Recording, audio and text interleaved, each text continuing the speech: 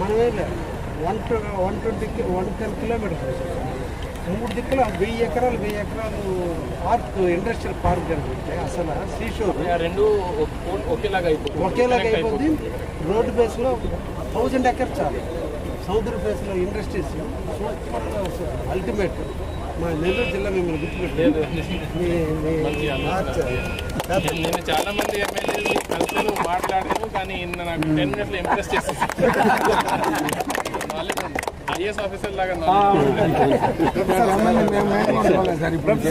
ఇదే మొట్టమొదటి సార్ మేము చూడండి ఎమ్మెల్యే కూడా మాట్లాడే ఎమ్మెల్యే చాలా మంది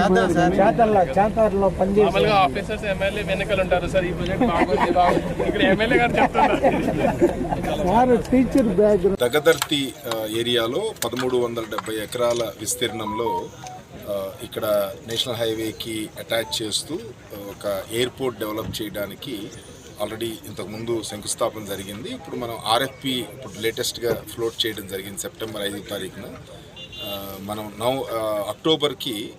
నవంబర్కి మనం ఈ ఫైనల్ డేట్ ఇచ్చాము, 2 months టైం ఇచ్చాము.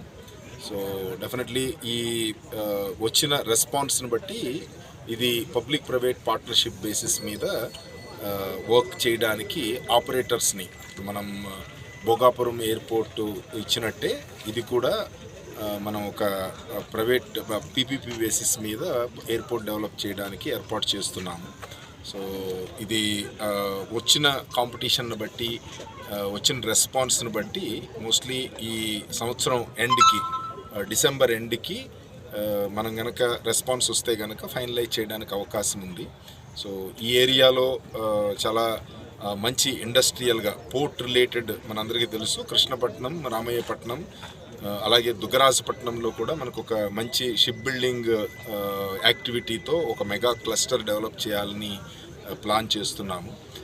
సో ఇక్కడ ఈ యాక్టివిటీస్ అన్నీ కూడా శ్రీ సిటీ కానీ ఈ యాక్టివిటీస్ అన్నీ కూడా వస్తున్నాయి. కాబట్టి ఈ పోర్ట్స్కి అనుసంధానంగా బీపీసీఎల్ కానీ ఇతర మన సోలార్ ప్రాజెక్ట్స్ కానీ ఇండోసోల్ అని సోలార్ ప్రాజెక్ట్ కానీ సో అలాగే ఇంకా చాలా కంపెనీస్ మనం అట్రాక్ట్ చేయడానికి ప్రయత్నం చేస్తున్నాము. ఇక్కడ సఫిషియెంట్ ల్యాండ్ ఉంది.